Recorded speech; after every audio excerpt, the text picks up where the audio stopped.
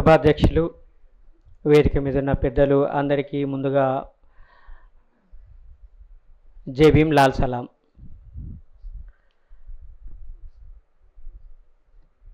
నాకన్నా ముందే నా పూర్వీకులు మాట్లాడుతున్నారు. వారు ఆపేసిన చోటు నుండే నేను మొదలు పెడతానన్నాడు మిషెల్ ఫూకో. ఇక్కడున్న పెద్దలు మాట్లాడిన తర్వాత వాళ్ళు ఎక్కడి నుంచి ఆపారో అక్కడి నుంచి మొదలు పెట్టాలని ఉంది నాకు. సభాధ్యక్షులు సమయం తక్కువ ఉంది అన్నారు కాబట్టి కొన్ని విషయాలు మాత్రమే మీ దృష్టికి తీసుకొస్తాను.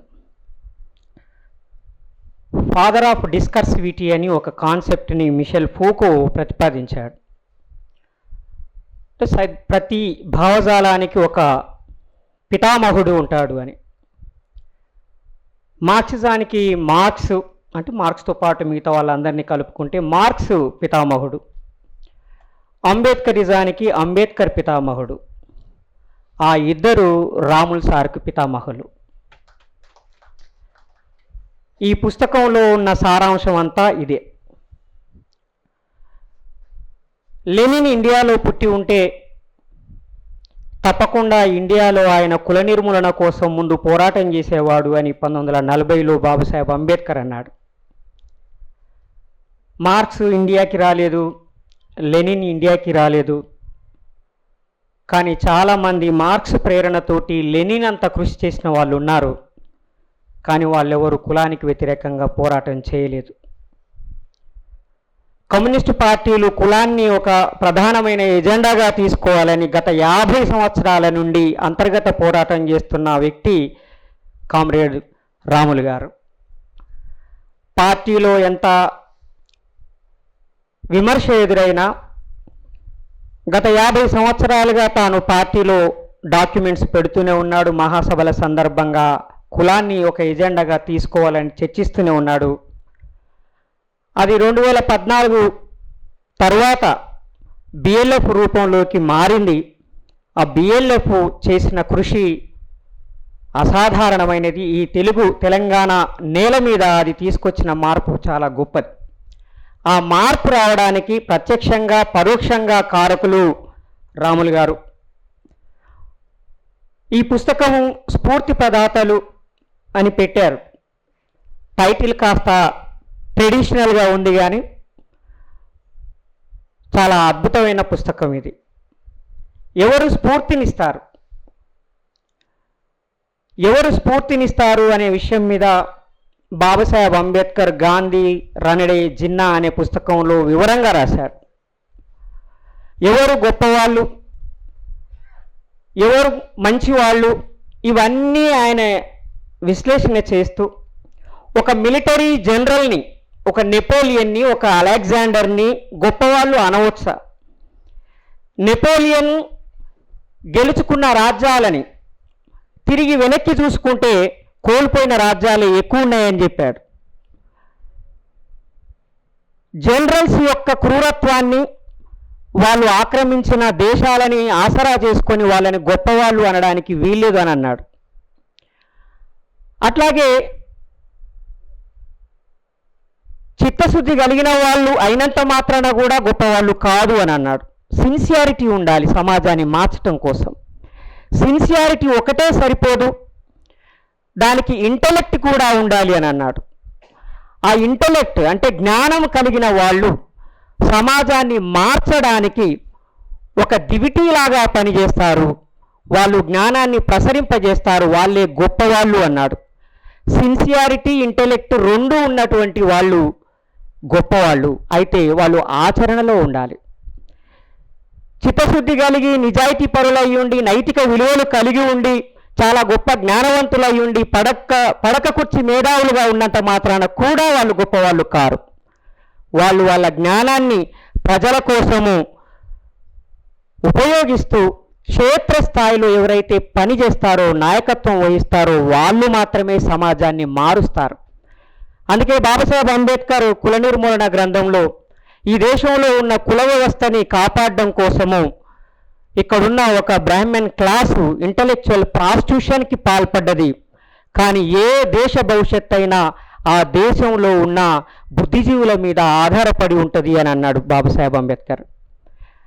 ఒక బుద్ధిజీవిగా యూనివర్సిటీలో, ఉస్మానియా యూనివర్సిటీలో చదువుకున్న వ్యక్తిగా రాములు గారు కోరుకుంటే యాక్చువల్గా యూనివర్సిటీలో ప్రొఫెసర్ అయ్యేవాడు. కానీ అలా కాకుండా ప్రజల కోసము ఒక విప్లవకారుడిగా, ఒక కమ్యూనిస్టుగా తన జీవితాన్ని అంకితం చేశాడు. 75 సంవత్సరాల ఆయన జీవితంలో 56 సంవత్సరాలకు పైగా సంపూర్ణమైన ప్రజా జీవితం ఉన్నది. ఈ 56 సంవత్సరాల కాలంలో తాను కలుసుకున్నటువంటి వ్యక్తులందరూ కూడా చాలా గొప్పవాళ్ళు. కేవలం రాములు సార్కు మాత్రమే స్ఫూర్తినిచ్చినటువంటి వాళ్ళు కాదు, ఈ మొత్తం తెలుగు సమాజానికి స్ఫూర్తినిచ్చినటువంటి గొప్ప వ్యక్తులు వీళ్ళు. కాకి మాధవరావు గారు, లేకపోతే హయగ్రీవాచారి ఆక్రమించినటువంటి భూమి పేదలకి దక్కేది కాదు, ప్రభుత్వానికి దక్కేది కాదు. జస్టిస్ చంద్రకుమార్ గారు లేకపోతే ఆ జడ్జిమెంట్ వచ్చేది కాదు. ఈరోజు అదే మైదానంలో కాళోజీ కళాక్షేత్రం నిర్మాణం అయ్యేది కూడా కాదు. వాస్తవానికి కాళోజీ కళాక్షేత్రానికి ఆ పేరు రాములు సార్ పేరు పెట్టాలి. ఆ కళాక్షేత్రానికి అన్ని ఎకరాల భూమిని కాపాడినటువంటి గొప్ప నాయకుడు. వరంగల్ జిల్లాలో ఓంకార్ గారు, భగవాన్ దాస్ గారు ఇద్దరు పార్టీని విడిచి వెళ్ళిపోయిన తర్వాత పార్టీ అస్తిత్వమే ప్రమాదంలో పడ్డ సమయంలో రాములు సారు, నాగయ్య సారు వీళ్ళు వరంగల్ పట్టణాన్ని కేంద్రంగా చేసుకొని సుమారు ఒక 30,000 మంది పేదలకి ఇంటి స్థలాలని, పేదలకి గుడిసెల్ని ఇచ్చినటువంటి వ్యక్తులు. మొత్తమే ఉనికి కోల్పోయిన పార్టీకి జీవసత్వాలు ఇవ్వడం కాదు, వరంగల్ జిల్లాలో సిపిఎం పార్టీ బలమైన పార్టీ అనే స్థాయికి తీసుకొచ్చినటువంటి వ్యక్తి రాములు సారు, అదేవిధంగా నాగయ్య గారు. ఈ సందర్భంగా నేను ముగ్గురు వ్యక్తులకి ధన్యవాదాలు తెలియజేయాలనుకుంటున్నాను. నేను విద్యార్థి ఉద్యమంలో ఎస్ఎఫ్ఐ బాధ్యుడిగా పనిచేస్తున్నప్పుడు, ఆర్ట్స్ కాలేజీలో డిగ్రీ చదువుకుంటున్నప్పుడు నేను ఫుల్ టైమర్గా ఉన్నాను. ఆర్ట్స్ కాలేజీలో పనిచేస్తున్నప్పుడు, చదువుకుంటూ విద్యార్థి ఉద్యమంలో పనిచేస్తున్నప్పుడు వరంగల్ జిల్లా రచయితల సంఘం సాహితీ స్రవంతిని ఏర్పాటు చేసినప్పుడు ఒక కవి సమ్మేళనానికి నేను హాజరయ్యాను. ఆ రోజు నా కవిత్వము చూసి నన్ను మెచ్చుకొని రాములు సార్, నాగయ్య సార్ ఇద్దరు నన్ను తీసుకెళ్ళి వినయ్ కుమార్ సార్కు పరిచయం చేసి ప్రజాశక్తిలో నన్ను ప్రెస్ రిపోర్టర్గా మార్చారు. వినయ్ కుమార్ సారు, ఈ ముగ్గురికి నేను ముందుగా ధన్యవాదాలు తెలియజేసుకుంటున్నాను. 2000 సంవత్సరంలో ఎంఏ చదవడానికి యూనివర్సిటీ ఆఫ్ హైదరాబాద్కు వచ్చి 3 నెలల తర్వాత పార్టీ ఆఫీస్కి వెళ్తే మా వెంకటయ్య గారు, ఏం చేస్తున్నావా శ్రీనివాస్ అన్నాడు. సెంట్రల్ యూనివర్సిటీలో ఎంఏ చేరాను సార్ అని. ఎందుకా చదువు, ఏదైనా సంఘం చూసుకొని ఫుల్ టైమర్గా పనిచేయక బాధ్యతలు తీసుకోక అన్నాడు. మా నాగయ్య సార్ ఏమన్నాడంటే, వెంకటయ్య గారు ఆగండి, ఆయన చదువుకుంటా అంటే చదువుకోనియకుండా ఏదో సంఘం అంటా అన్నారు, నువ్వు చదువుకోవా శ్రీనివాస్ అన్నాడు. నాగయ్య గారు ఇచ్చిన, వాస్తవానికి వెంకటయ్య గారు అనగానే నేను ఏదో ఒక సంఘానికి ఫుల్ టైమర్గా పోతే అయిపోద్దని అనుకుంటున్నా. కానీ నాగయ్య గారు ఇచ్చిన ప్రేరణతోటి యూనివర్సిటీ ఆఫ్ హైదరాబాద్లో MA, PhD, post doctoral studies చేసి ఈరోజు డాక్టర్ జిల్కర శ్రీనివాస్గా మీ చేత పిలువబడుతున్నాను. పార్టీ మార్క్సిజాన్ని నాకు నేర్పింది. 8వ తరగతిలో మహిబాద్లో 5 రోజుల శిక్షణ తరగతులు నిర్వహిస్తే నాగయ్య సార్, రాములు సారు మాకు 5 రోజులు క్లాసు చెప్పారు. రామచంద్రయ్య గారు, చిట్యాల రామచంద్రం గారు నాకు 15 రూపాయలు ఇచ్చి మహిబాగ్ పంపించారు. ఇంకొక 15 రూపాయలు వెంకటరాజుని అడుక్కొని తొరూరు దాకా వచ్చి, తొరూరు నుంచి 30 కిలోమీటర్లు మల్లంపల్లి నడుచుకుంటూ పోయాను. తినడానికి తిండి లేదు, బస్ ఎక్కడానికి డబ్బులు లేవు. కానీ నా కళల్లో, నా మైండ్లో ఉన్నదంతా తెలంగాణ సాయుధ పోరాట గాథలు. భీమిరెడ్డి నరసింహారెడ్డి గారు రాసినటువంటి ఆ పుస్తకంలో, అదేవిధంగా లాంగ్ మార్చ్ పుస్తకంలో ప్రజా విముక్తి కోసం, సమాజం కోసం ఎట్లా సాయుధ పోరాటం చేసిర్రు అవన్నీ తలుచుకుంటూ నేను ఆ సైనికుల్లాగా నడుచుకుంటూ వెళ్ళిపోయాను. అప్పటి నుంచి మన దేశంలో, మన రాష్ట్రంలో విప్లవం వస్తుందని, కమ్యూనిస్టు సమాజం వస్తుందని కలలు అంటూనే ఉన్నాం. స్వతంత్రం రావడానికి ముందు నుండి వర్గరహిత సమాజం నిర్మాణం కావాలని, సోషలిస్టు సమాజం నిర్మాణం కావాలనే కళ కంటూనే ఉన్నాం. 75 సంవత్సరాలుగా, నాకు తెలిసి 60 సంవత్సరాలుగా రాములు గారు ఆ కళను కంటూనే ఉన్నారు. ఆ కళ నిర్మాణం చేసుకునే, అంటే అది ఒక వాస్తవికతగా నిర్మాణం కాకముందే మనం అంత బలహీనపడ్డాం. 1970లో బీజేపీ మూడోసారి అధికారంలోకి వస్తుందని రాములు గారు ఊహించలేదు. 1980లో కూడా ఆర్ఎస్ఎస్ ఫాసిస్టు శక్తులు ఇంత బలపడతాయని ఎవరము అనుకోలేదు. నూతన ఆర్థిక విధానాలు అమలవుతున్న కాలం నుండి మనము ఫాసిస్టు శక్తులకు వ్యతిరేకంగా పోరాడుతూనే ఉన్నాము. వామపక్ష శక్తులు బలహీనపడుతూ వచ్చాయి, ఫాసిస్టు శక్తులు బలపడుతూ వచ్చాయి. ఈ వైరుధ్యాన్ని మనం ఎలా అర్థం చేసుకోవాలి? మనకి స్ఫూర్తిని పంచినటువంటి వ్యక్తుల కార్యాచరణని, వాళ్ళ ఆలోచనల్ని సమన్వయం చేసుకుంటూ ఈ సమాజాన్ని మార్చడం కోసం పనిచేసే వ్యక్తులుగా, నాయకులుగా, కార్యకర్తలుగా మనం ఎక్కడ అయ్యామో సమీక్షించుకోవాల్సిన అవసరం ఉన్నది. ఆ సమీక్ష కోసం మనం రాసుకోవాల్సిన అవసరం ఉన్నది. ఒక భీమిరెడ్డి నరసింహారెడ్డి గారి గాథలు విని చదివి ప్రేరణ పొందిన మా జనరేషన్కి 1990 తర్వాత జరిగిన పోరాట గాథల్ని చదువుకునే అవకాశమే లేకుండా పోయింది. ఎంత మంచి పోరాటాలు కమ్యూనిస్టులు చేశారు ఇక్కడ. మనం ఎన్ని పోరాటాలు చేశాం. ఆ పోరాట గాథలు ఏమైపోయాయి? ఆ ఫీల్డ్ వర్క్ అంతా ఏమైపోయింది? ఆ అనుభవం అంతా ఎక్కడ రికార్డ్ కాకుండా పోయింది, ఒక సైన్స్గా డెవలప్ కాకుండా పోయింది. మన పని ఒక సైన్స్గా డెవలప్ కావాలి, ఒక జ్ఞానంగా డెవలప్ కావాలి. పుస్తకాల నుంచి మాత్రమే జ్ఞానం తయారు కాదు. పుస్తకము, అనుభవము, ఆచరణ, వాటిని సిద్ధాంతీకరిస్తే, సూత్రీకరిస్తే అది జ్ఞానంగా మారుతుంది.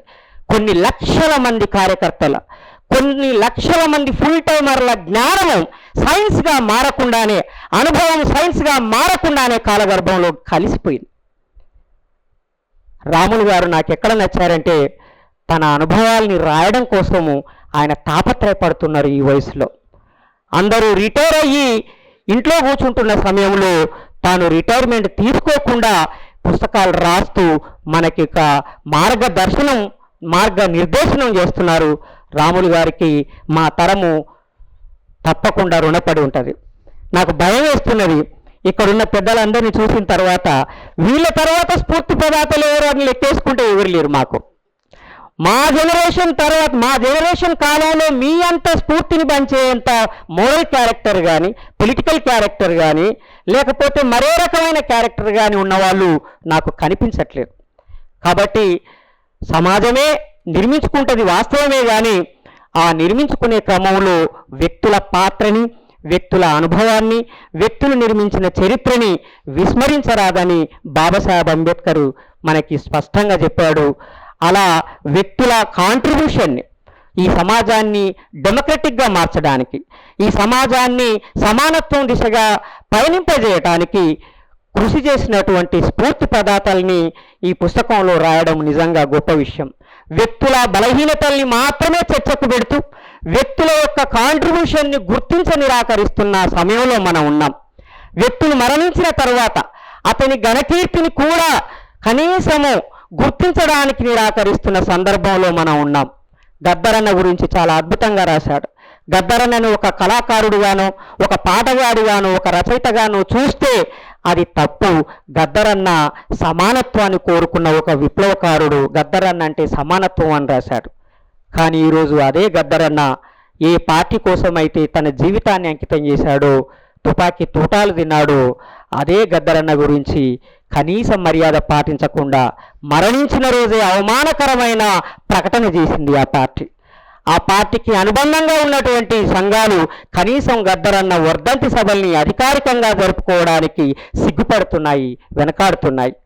ఒక వ్యక్తి బలహీనతని అంచనా వేసేటప్పుడు ఆ వ్యక్తి బలహీనతనే లేదా మెరిట్నే ప్రాతిపదికగా తీసుకోవాలా, లేదా ఆ పార్టీ నిర్మాణము, ఆ సిద్ధాంత మెరిట్ డిమెరిట్ని కూడా ప్రాతిపదికగా తీసుకోవాలనే విషయం మీద మనం పునరాలోచన చేయాల్సిన అవసరం ఉన్నది.